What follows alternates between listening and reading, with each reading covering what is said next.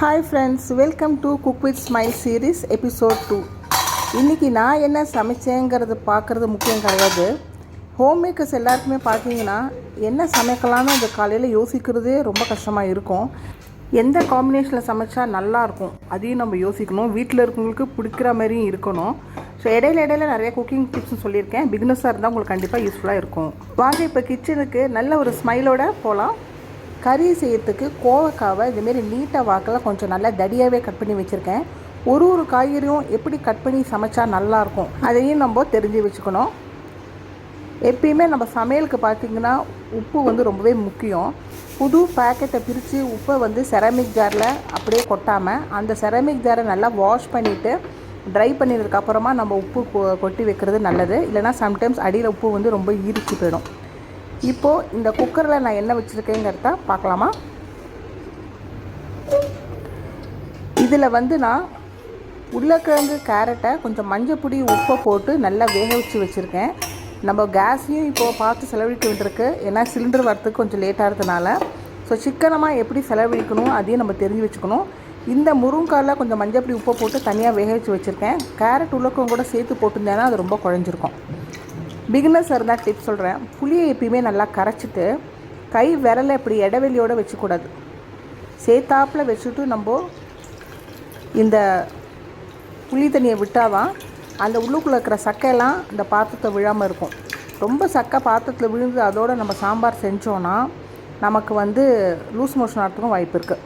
இப்போது இதில் தேவையான நான் சாம்பார் பொடியை போட்டுக்கிறேன். நான் யூஸ் பண்ணுற சாம்பார் பொடி சக்தி சாம்பார் பொடி தான் ஃப்ரெண்ட்ஸ். இது ஒன்றும் ப்ரமோஷன் வீடியோலாம் கிடையாது.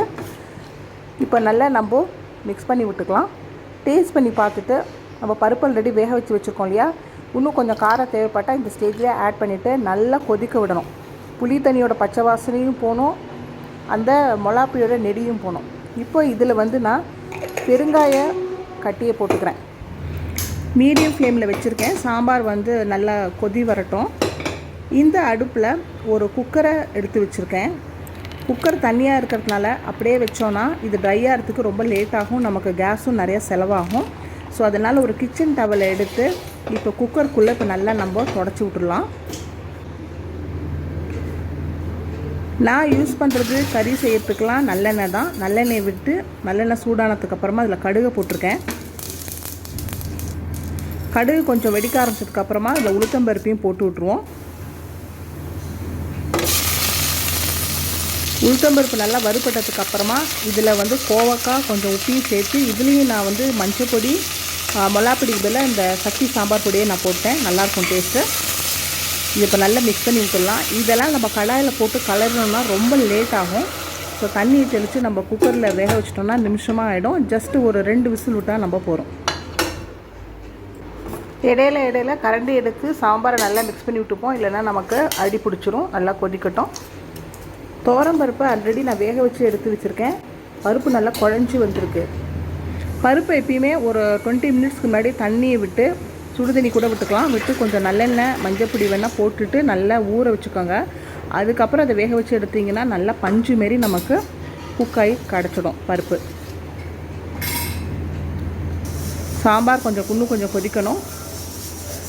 இப்போ இங்கே பார்த்தீங்கன்னா குக்கர் 2 விசில் வந்ததுக்கப்புறமா நான் ஆஃப் பண்ணிட்டேன். இந்த ஸ்ட்ரீம் நல்லா அடையினதுக்கு அப்புறம் தான் இப்போயுமே நம்ம திறக்கணும். கோவக்காய் பார்த்தோன்னா நல்லாவே வெந்திருக்கு. அடியில் கொஞ்சம் தண்ணி இருக்குது, அது நல்லா வத்தட்டும். இப்போ இடையில பிரேக்ஃபாஸ்ட்டுக்கு நான் தோசை செய்யணும். ஸோ அதனால் தோசைக்கல்லை நான் அடுப்பில் வச்சுருக்கேன். அந்த சாம்பார் பாத்திரத்தை எடுத்து கீழே வச்சுருக்கேன். நான் எப்பயுமே கோவக்காவை கிறிஸ்பியாக சாப்பிட்றதுக்கு பதிலாக கோவக்காவை இந்தமாரி திக்காக கட் பண்ணி போட்டு நம்ம இந்தமாரி சாஃப்டாக கறியை சாப்பிட்றது செம்ம டேஸ்டியாக இருக்கும். நீங்களும் ட்ரை பண்ணி பாருங்கள்.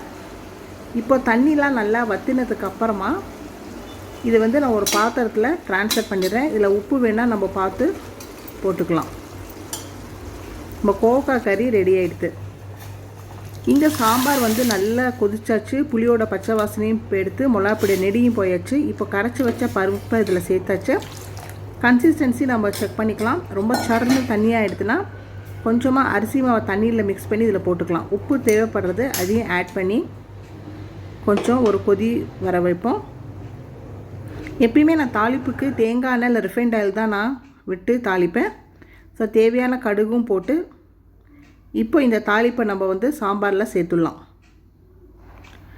டேஸ்டியான கதம்ப சாம்பார் ரெடி ஆகிடுச்சு. நல்ல கமகமன் வாசனையாக இருக்குது. எப்பயுமே சாம்பார் செஞ்ச உடனேயே நம்ம ஒரு பிளேட்டை போட்டு க்ளோஸ் பண்ணிடணும், இல்லைன்னா அதோட மனம் எல்லாமே வெளில போயிடும் ஃப்ரெண்ட்ஸ்.